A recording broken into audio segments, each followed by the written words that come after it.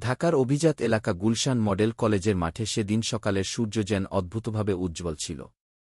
প্রথম দিনের সমাবেশ, শত শত শিক্ষার্থী সারিবদ্ধ দাঁড়িয়ে, হাতে বইয়ের ব্যাগ, মুখে প্রত্যাশা আর উৎকণ্ঠার ছাপ।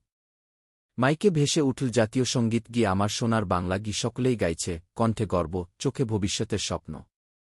কিন্তু ভিড়ের ভেতর একজন মেয়ের চেহারাই যেন আলাদা হয়ে উঠছিল।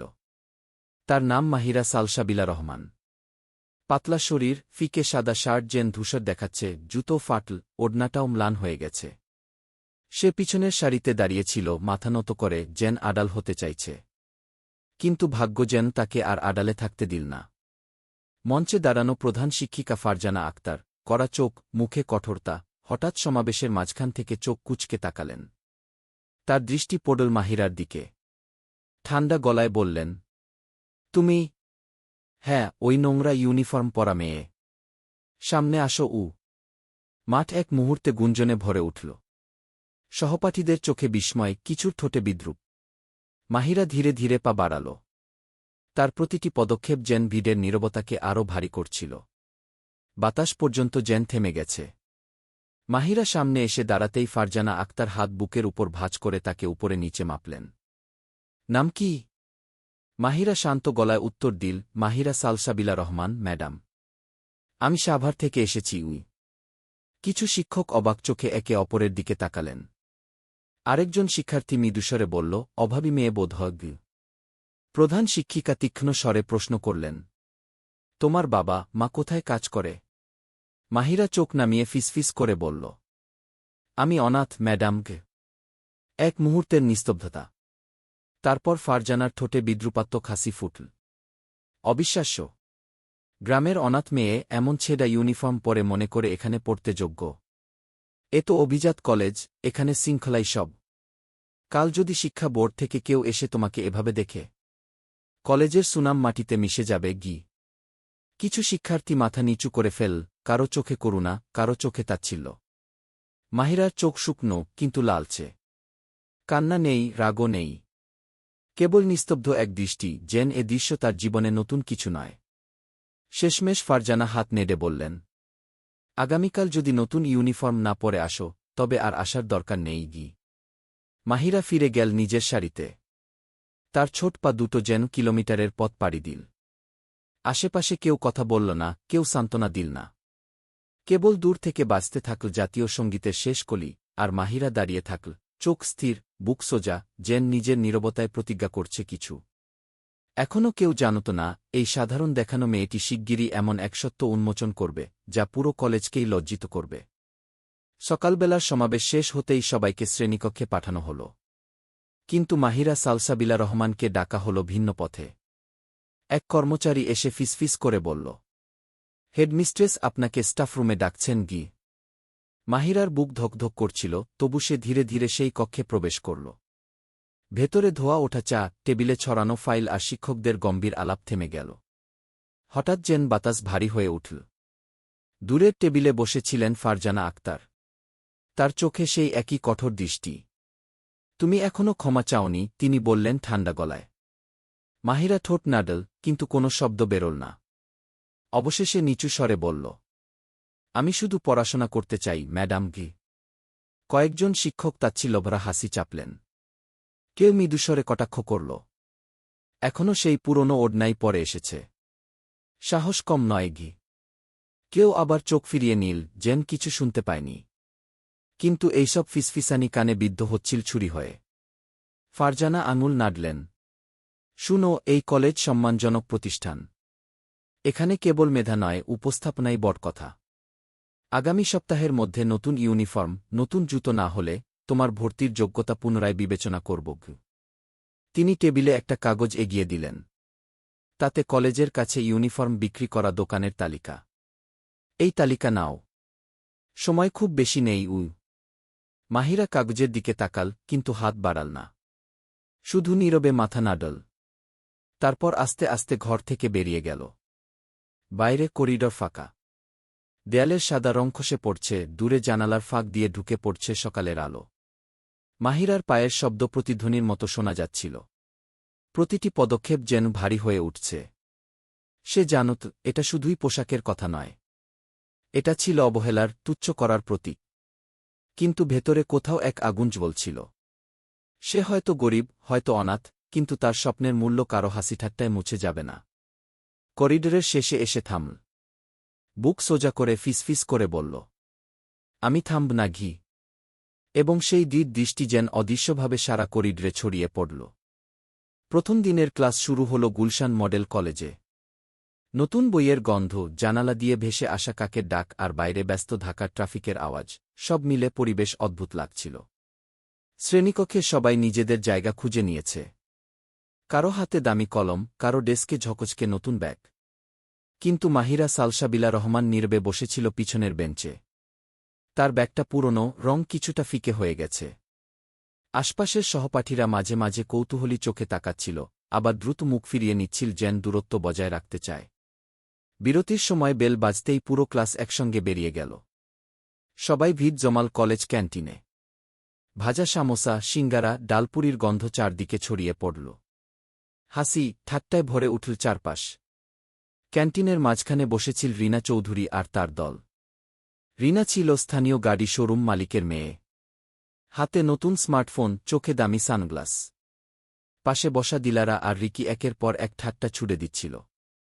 রিনা ফিসফিস করে বলল, দেখো ওদিকে, আজও ওই একই জুতো, ফাটা সামনের অংশ দিয়ে আঙুল বেরিয়ে আছে গি। দিলারা হেসে উঠল, ওর জামা দেখেছ? যেন 10 বার ধোয়া কাপড়ের টুকরো। তাদের হাসি কানে আসছিল মাহিরার। সে ভিড় এড়িয়ে ক্যান্টিনের কোনায় একটা ফাঁকা টেবিলে বসে পড়ল। হাতে শুধু ছোট একটা লাঞ্চ বক্স, সাধারণ ভাত আর আলুর ভর্তা। ধীরে ধীরে খেতে শুরু করল, যেন কেউ না দেখে। ঠিক তখনই দরজার দিক থেকে এক ছেলেকে দেখা গেল। লম্বা গড়ন, গায়ের রং শ্যামলা, পরনে কালো জ্যাকেট। সে সরাসরি মাহিরার টেবিলের দিকে এগিয়ে এল। এখানে বসতে পারি? হেসে জিজ্ঞেস করল সে। মাহিরা অবাক হয়ে তাকাল। এক মুহূর্ত দ্বিধা করল, তারপর মাথা নাড়ল। জি বসুন। ছেলেটির নাম দামির খান। মাত্র 2 সপ্তাহ আগে অন্য জেলা থেকে কলেজে ভর্তি হয়েছে। এখনও কাউকে ভালো করে চেনে না। কিন্তু তার চোখে ছিল এক ধরনের নির্ভীকতা। কয়েক মিনিট নীরবতার পর দামির ধীরে বলল, তুমি খেয়াল করেছ, এখানে সবাই অন্যকে শুধু পোশাক আর টাকার মাপে বিচার করে কি? মাহিরা চুপচাপ শুনছিল। দামির আবার বলল, কিন্তু আসল ছোট মানুষ তারা, যারা শুধু বাহ্যিক জিনিস দেখে।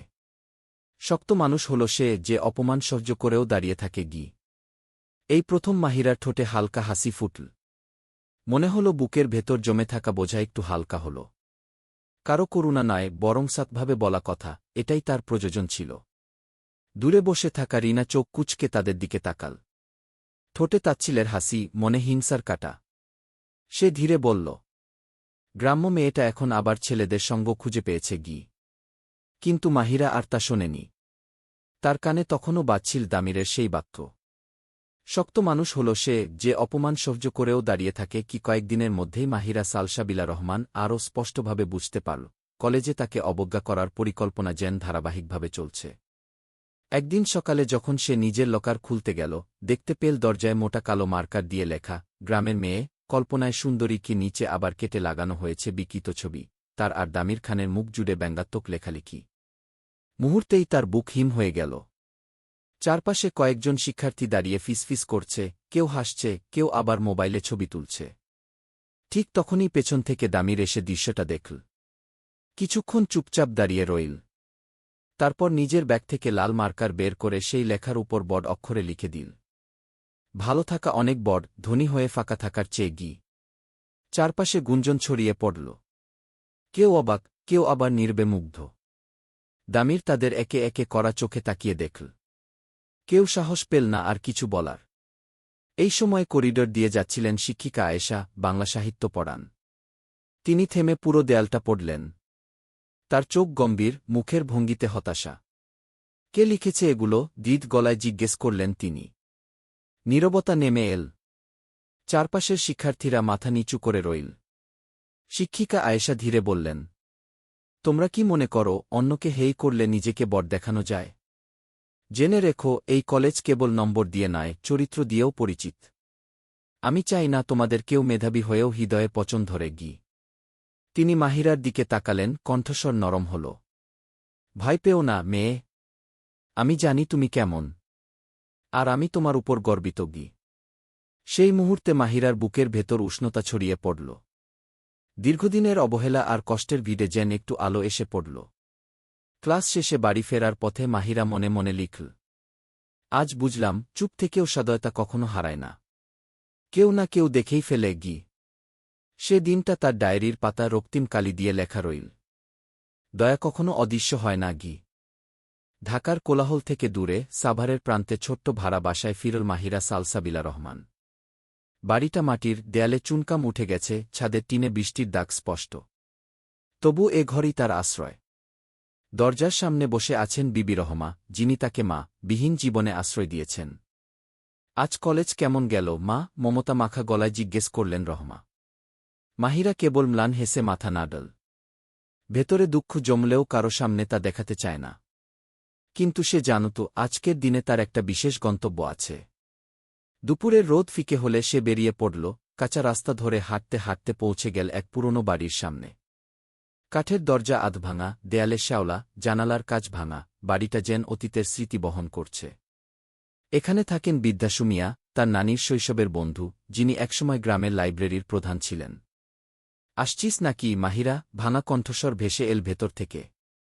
দরজা খুলে বেরিয়ে এলেন সাদাটে শাড়ি আর ম্লান ওড়না পরা এক বৃদ্ধা। চোখে চশমা, কপালে দাগ, কিন্তু হাসিতে উষ্ণতা ভরা। আল্লাহ, তুই তো একেবারে তোর মায়ের মতো দেখতে হয়েছিস, বলে তাকে বুকের সঙ্গে টেনে নিলেন স্নেহে।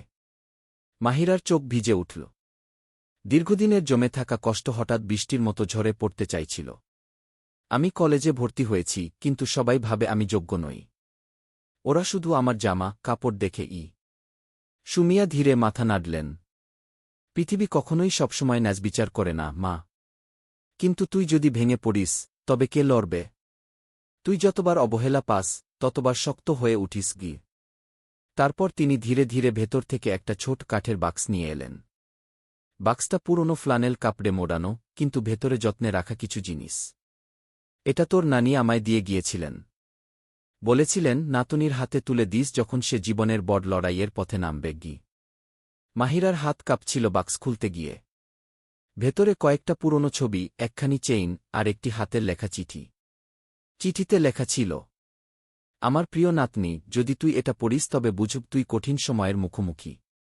মনে রাখিস, তোর রক্তে বয়ে যাচ্ছে এক পরিবারের ঐতিহ্য, জ্ঞান আর দানশীলতার উত্তরাধিকার। কখনো ছোট ভাবিস না নিজেকে। তুই আলোর জন্য জন্মেছিস গি। মাহিরার চোখ বেয়ে অশ্রু গড়িয়ে পড়ল। বুকের ভেতর হঠাৎ এক নতুন দ্বিধাতা জন্ম নিল। সে বুঝল তার অস্তিত্ব কেবল এক দরিদ্র অনাথ মেয়ের নয়, বরং এক ঐতিহ্যের ধারক। সুমিয়া তার হাতে বাক্সটা রেখে বললেন, মনে রাখিস, সম্মান কখনো দামের পোশাকে নয়। সম্মান জন্মায় তোর ভেতরে। ফিরতি পথে ছোট্ট এক সেতুর উপর দাঁড়িয়ে মাহিরা আবার চিঠিটা পড়ল। বাতাসে ভেসে এল নদীর কলকল ধ্বনি, কাকের ডাক, আর দূরে আজানের সুর। সে মুঠো শক্ত করে বলল, আমি হার মানব না। প্রমাণ করব আমি শুধু মেধা দিয়েই নয়, হৃদয় দিয়েও যোগ্য। সেদিন থেকে তার ডায়েরির পাতায় নতুন এক প্রতিজ্ঞা লেখা হল, আমি লড়ব, যতই অবহেলা আসুক গি। পরের সপ্তাহে গুলশান মডেল কলেজের পরিবেশ একেবারে অন্যরকম হয়ে উঠল। ক্যান্টিন থেকে শুরু করে করিডর, সবখানে একটাই আলোচনা, আজ কলেজে আসবেন এক বিশিষ্ট অতিথি, ঢাকার সফল তরুণ উদ্যোক্তা আরিফ ইসলাম। তিনি শুধু ইসলাম গ্রুপের সিইও নন, বরং দেশের শিক্ষাক্ষেত্রে নানা উদ্যোগের পৃষ্ঠপোষক। খবর ছড়িয়েছিল তিনি নতুন প্রজন্মকে অনুপ্রাণিত করার জন্য বিশেষ বক্তব্য রাখবেন। সকালে কলেজের মাঠে সাজসজ্জা শুরু হল। ব্যানারে বড় বড় অক্ষরে লেখা, career orientation day, special guest Arif Islam গে। শিক্ষার্থীরা কৌতূহলী দৃষ্টিতে দেখছিল, কে এই মানুষ যিনি পুরো ক্যাম্পাসকে আলোড়িত করে তুলেছেন। শ্রেণীকক্ষে বসে রিনা চৌধুরী ও তার দল নিজেদের মধ্যে ফিসফিস করছিল, শুনেছিস, উনি নাকি ঢাকার গাড়ির শোরুমগুলোর সঙ্গেও কাজ করেন। যদি আমাদের শোরুমে আসেন তাহলে বিশাল ব্যবসা হবে গি। রিনা ঠোঁট বাঁকিয়ে বলল, হয়তো বাবার সঙ্গে পার্টনারশিপই করে ফেলবেন গি। অন্যদিকে ক্লাসের এক কোণে বসা মাহিরা সালসাবিলা রহমান এসব কিছুর বাইরে থাকল। তার মাথায় অন্য চিন্তা, কিভাবে প্রতিদিনের অবজ্ঞাশয়ে পড়াশোনা চালিয়ে যাবে। তবু কাকতালীয়ভাবে তার নামও যোগ হল স্বেচ্ছাসেবক দলে, যারা অতিথিদের রিসেপশনে সাহায্য করবে। খবর শুনে সে বিস্ময়ে স্থির হয়ে গেল। আমাকে কেন? সে ফিসফিস করে বলল। শিক্ষিকা আয়েশা মৃদু হেসে উত্তর দিলেন, তুমি লেখাপড়ায় ভালো, আর শৃঙ্খলায় সবার থেকে আলাদা। অতিথি তোমাকেই দেখতে চাইবেন গি। মাহিরার বুক ধক করে উঠল। সে জানত না সামনে কি ঘটতে চলেছে। দুপুর নাগাদ কলেজের অডিটোরিয়ামে শিক্ষার্থীরা জমা হল। স্টেজে দাঁড়িয়ে প্রধান শিক্ষিকা ফারজানা আক্তার স্বাগত ভাষণ দিলেন। তারপর প্রবেশ করলেন আরিফ ইসলাম, সাদা শার্ট, সাধারণ টাই, চেহারায় আত্মবিশ্বাসী কিন্তু বিনয়ী হাসি। তার বক্তব্য শুরু হল সহজ কথায়। আমি কোনো ধনী পরিবারে জন্মাইনি। আমি ঢাকার অদূরে এক সাধারণ স্কুলে পড়েছি। আমাকে অনেক সময় শুধু পোশাক দেখে ছোট করা হয়েছে। কিন্তু আমি বিশ্বাস করি, সফলতার আসল মাপকাঠি টাকা পয়সা নয়, বরং সাহস আর অধ্যবসায়। অডিটোরিয়ামে মুহূর্তে নীরবতা নেমে এল। অনেক শিক্ষার্থীর চোখে বিস্ময়। যারা মাহিরাকে নিয়ে ঠাট্টা করত, তারাও একে অপরের দিকে তাকিয়ে ফিসফিস করতে শুরু করল। আরিফ ইসলামের কণ্ঠে দ্বিধাতা বাড়ল। তোমরা যারা গরিব, তোমাদের স্বপ্নের দাম কম নয়। তোমাদের আত্মবিশ্বাসী একদিন বাংলাদেশকে বদলে দেবে গি। শ্রোতাদের ভিড়ে বসে থাকা মাহিরার বুক ভরে উঠল। মনে হল এই মানুষটি যেন তার অজানা যন্ত্রণা পড়ে ফেলেছেন। বক্তৃতা শেষে আয়োজক কমিটি থেকে কয়েকজন শিক্ষার্থীকে বেছে নেওয়া হল অতিথির সঙ্গে দুপুরের খাবারের জন্য। তালিকার শেষ নামটি পড়ে শোনানো হল, মাহিরা সালসাবিলা রহমান গি। সে বিস্ময়ে চোখ বড় করে তাকাল। চারপাশের শিক্ষার্থীরা ফিসফিস করে উঠল। রিনা চৌধুরী হিংসায় ঠোঁট কামড়াল। মাহিরা বুঝতে পারছিল না কেন তাকে বেছে নেওয়া হল। কিন্তু ভাগ্য যেন তাকে ধীরে ধীরে এক নতুন অধ্যায়ের দিকে ঠেলে দিচ্ছিল। অতিথি কক্ষের দরজাটা ধীরে খুলে ভেতরে ঢুকল মাহিরা সালসাবিলা রহমান। বুকের ভেতর ধুকপুকানি এত জোরে হচ্ছিল যে মনে হচ্ছিল সবাই শুনতে পাচ্ছে। টেবিলে সাজানো ফল আর খাবারের প্লেট, চারপাশে কয়েকজন শিক্ষক ইতিমধ্যেই বসে আছেন। মাঝখানে ছিলেন সেই মানুষটি, আরিফ ইসলাম। তিনি হালকা হাসি নিয়ে দাঁড়ালেন। চোখে এক ধরনের উষ্ণতা যা মাহিরাকে অবাক করল। তুমিই কি মাহিরা? তিনি সরাসরি প্রশ্ন করলেন। মাহিরা লজ্জায় মাথা নাড়ল। জি, আমি। ফারজানা আক্তার গলা খাকারি দিয়ে কথা কেটে দিলেন। স্যার, এ মেয়েটি আমাদের কলেজে নতুন। তবে পোশাক পরিচ্ছদে একটু দুর্বল। আমরা চেষ্টা করছি। কিন্তু আরিফ ইসলাম হাত তুলে তাকে থামিয়ে দিলেন। আমি জানি এ মেয়েটি কে। আমি নিজেই তার লেখা পড়েছি। গত মাসে ভয়েস অব স্টুডেন্টস বাংলাদেশ প্রতিযোগিতায় যে প্রবন্ধটি প্রথম পুরস্কার জিতেছে, সমাজে বৈষম্য আর শিক্ষা, সেটা এ মেয়েরই লেখা গি। ঘরে মুহূর্তে নিস্তব্ধতা নেমে এল। শিক্ষকেরা একে অপরের দিকে তাকালেন, কেউ বিশ্বাস করতে পারছিল না। ফারজানা আক্তারের চেহারা শক্ত হয়ে গেল। আরিফ কথা চালিয়ে গেলেন। আমি তখনই ঠিক করেছিলাম এই মেয়েকে বিশেষভাবে সমর্থন দেব। তাই আজ আনুষ্ঠানিকভাবে জানাচ্ছি, ওয়াসমেনিয়া ফাউন্ডেশন থেকে মাহিরাকে পূর্ণ বৃত্তি দেওয়া হবে। শুধু কলেজ নয়, উচ্চশিক্ষার সব খরচ বহন করবে আমাদের ফাউন্ডেশন। শব্দগুলো শুনে মাহিরা স্তব্ধ হয়ে গেল। বুকের ভেতর এতদিন জমে থাকা কষ্ট যেন হাওয়ায় মিলিয়ে গেল। তার চোখ ভিজে উঠল, তবু সে মাথা নিচু করে বলল, ধন্যবাদ স্যার। আমি জানতাম না আমার লেখা এতদূর পৌঁছাবে গি। শিক্ষিকা আয়েশা নীরবে হাসলেন, চোখে গর্বের ঝিলিক। অন্যদিকে রিনা চৌধুরীর মুখ বিবর্ণ হয়ে গেল। এতদিন যাকে অবজ্ঞা করেছিল, সেই মেয়েই আজ অতিথির সম্মান পাচ্ছে। আরিফ ইসলামের কণ্ঠ গম্ভীর হল। মাহিরা, তোমাকে নিয়ে আমি আশাবাদী। মনে রেখো, বিনয় আর অধ্যবসায়ী মানুষের আসল অলংকার। তোমার গল্প একদিন অন্যদের অনুপ্রাণিত করবে গে। কক্ষটা আবার ভরে উঠল করতালিতে। কিন্তু ফারজানা আক্তারের মুখ গম্ভীর রইল। তার চোখে প্রথমবারের মতো পরাজয়ের ছায়া ফুটে উঠল। সেদিন মাহিরার মনে হল, হয়তো এটাই তার জীবনের প্রথম বড় জয়। এবং এ জয় কেবল নিজের জন্য নয়, বরং সেই সব মানুষের জন্য যারা অবহেলার অন্ধকারে থেকেও স্বপ্ন দেখার সাহস করে। ঢাকার বনানীতে অবস্থিত চৌধুরী অটো গ্যালারি, ঝলমলে আলো, কাচঘেরা শোরুম, দরজার সামনে লাল কার্পেট। কয়েক মাস আগেই এখানকার কর্মচারীরা মাহিরা সালসাবিলা রহমানকে ব্যঙ্গ করে বের করে দিয়েছিল, যখন সে কেবল গাড়ির মডেলের দাম জানতে চেয়েছিল। আজ আবার সেই জায়গায় ফিরল সে, কিন্তু একেবারে ভিন্ন পরিচয়ে। শোরুমের ভেতরে ব্যস্ততা তুঙ্গে। কর্মীরা একের পর এক গাড়ি পালিশ করছে, ম্যানেজার দৌড়াদৌড়ি করছে অতিথি আপ্যায়নের জন্য। কারণ আজ আসছেন দেশের অন্যতম শীর্ষ ব্যবসায়ী আরিফ ইসলাম এবং তার টিম। শোনা যাচ্ছিল ইসলাম গ্রুপ শোরুমটির সঙ্গে নতুন চুক্তি করতে পারে। ঠিক তখনই আরিফ ইসলাম নিজেই প্রবেশ করলেন। তার পাশে নিঃশব্দে দাঁড়িয়ে আছে মাহিরা। উপস্থিত সবাই এক মুহূর্তে স্তব্ধ হয়ে গেল। অনেকেই তাকে চিনতে পারল, ওই তো সেই মেয়ে যাকে একদিন অপমান করে তাড়ানো হয়েছিল। ফিসফিসানি ছড়িয়ে পড়ল চারদিকে।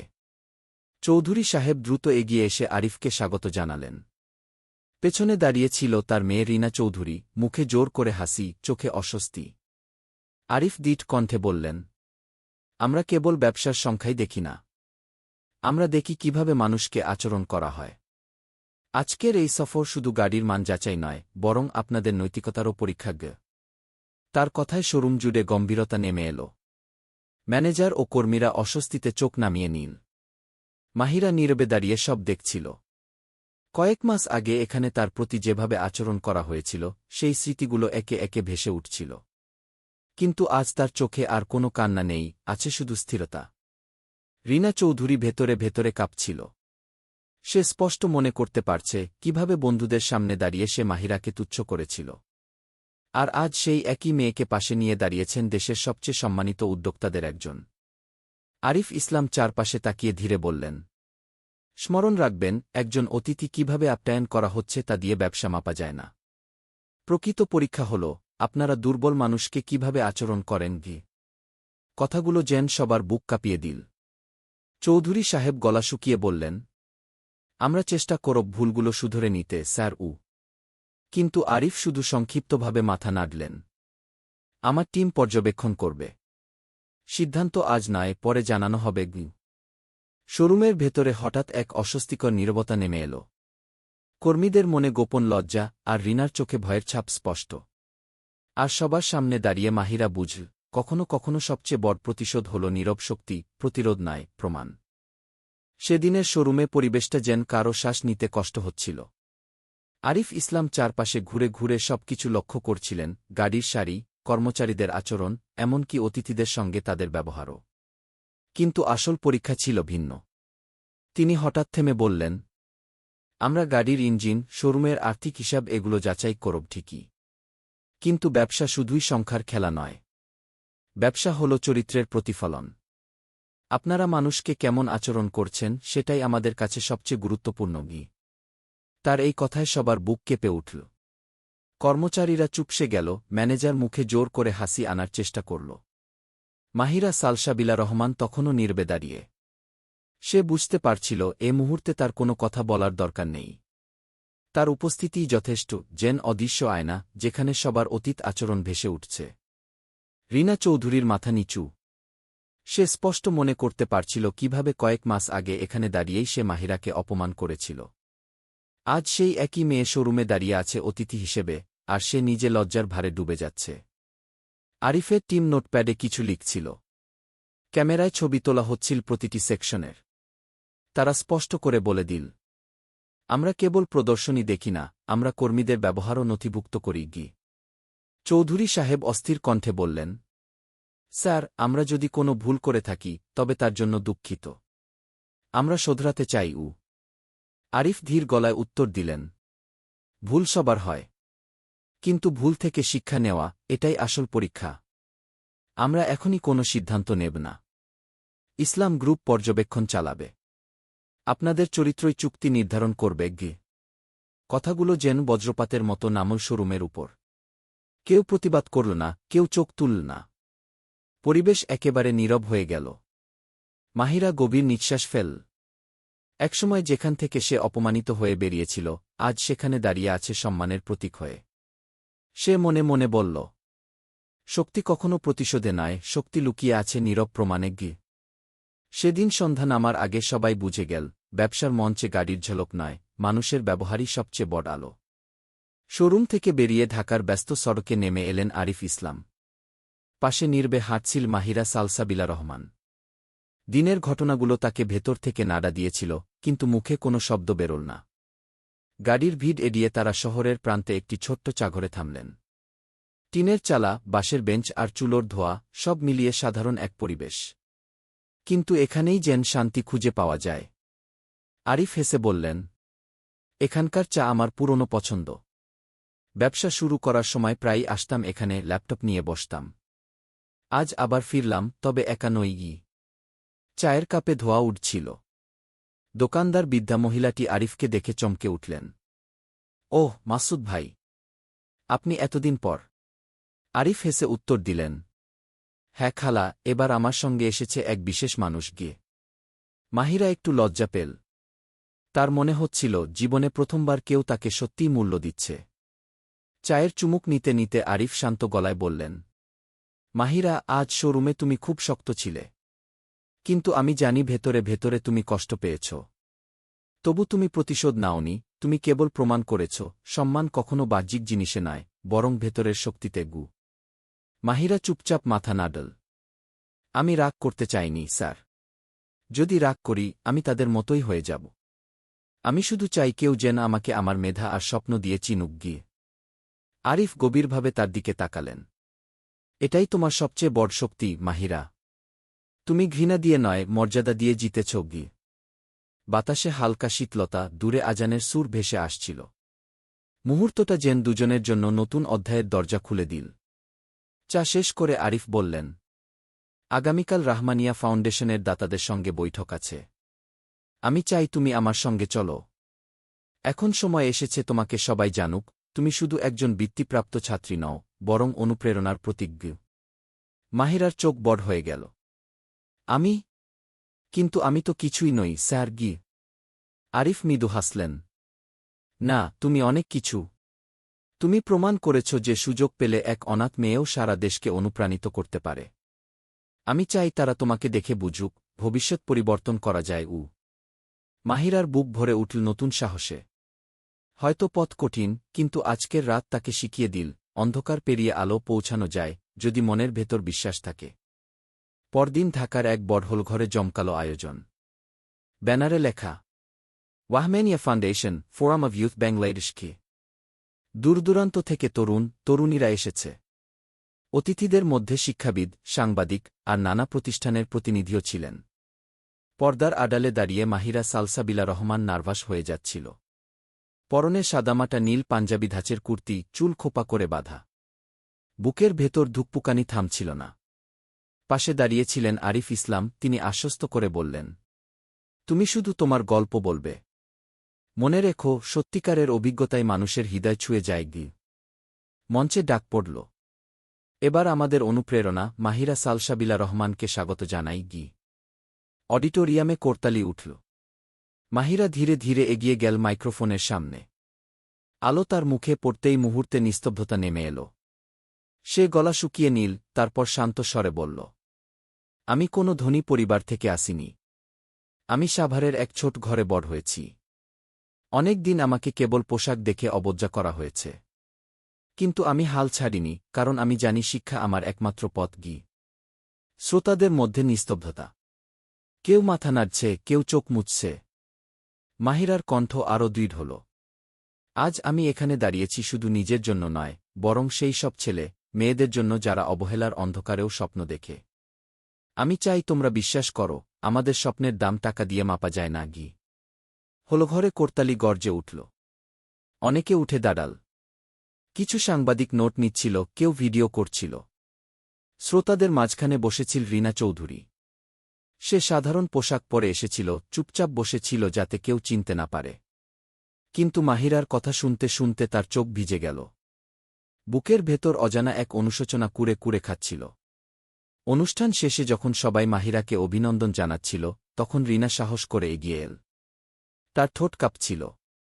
মাহিরা, আমি কি তোমার সঙ্গে একটু কথা বলতে পারি? মাহিরা অবাক হয়ে তাকাল। কিছুক্ষণ নীরব থেকে মাথা নাড়ল। তারা দুজন পাশে ছোট বাগানে গিয়ে দাঁড়াল। চারপাশে পাখির ডাক আর হালকা বাতাস বইছিল। রিনা চোখ নামিয়ে বলল, আমি জানি আমি তোমার প্রতি ভয়ানক আচরণ করেছি। আমি উপহাস করেছি, লজ্জা দিয়েছি। আজ তোমার কথা শুনে বুঝতে পারছি আমি আসলে নিজেকেই ছোট করেছি। আমি ক্ষমা চাই। সত্যি চাই। মাহিরা গভীর শ্বাস নিল। চোখে অশ্রু চিকচিক করছিল, কিন্তু গলায় শান্তি। রিনা, আমি তোমাকে সেই দিনই ক্ষমা করে দিয়েছিলাম। কারণ আমি জানি মানুষ বদলাতে পারে। আর তুমি যদি সত্যিই বদলাতে চাও, তাহলে আমি খুশি হব। রিনার চোখ দিয়ে অশ্রু গড়িয়ে পড়ল। সে মাথা নিচু করে কেঁদে ফেলল। আর সেই মুহূর্তে দুজনের মাঝে যে দেয়াল ছিল, তা যেন ভেঙে পড়ল। রাহমানিয়া ফাউন্ডেশনের দাতাদের বৈঠক সেদিন একেবারে ভিন্ন পরিবেশে অনুষ্ঠিত হল। টেবিলের চারপাশে নামী ব্যবসায়ী, শিক্ষাবিদ, সমাজকর্মীরা বসেছিলেন। সবার চোখে কৌতূহল, আজকের আলোচনায় বিশেষ কিছু ঘটতে যাচ্ছে। সভাপতির আসনে বসেছিলেন আরিফ ইসলাম। তিনি গম্ভীর কণ্ঠে বললেন, আজ আমি আপনাদের সঙ্গে পরিচয় করিয়ে দেব এমন এক তরুণীকে, যিনি কেবল আমাদের ফাউন্ডেশনের বৃত্তিপ্রাপ্ত শিক্ষার্থী নন, বরং আমাদের ভবিষ্যতের প্রতিজ্ঞ। দরজা খুলে ভেতরে প্রবেশ করল মাহিরা সালসাবিলা রহমান।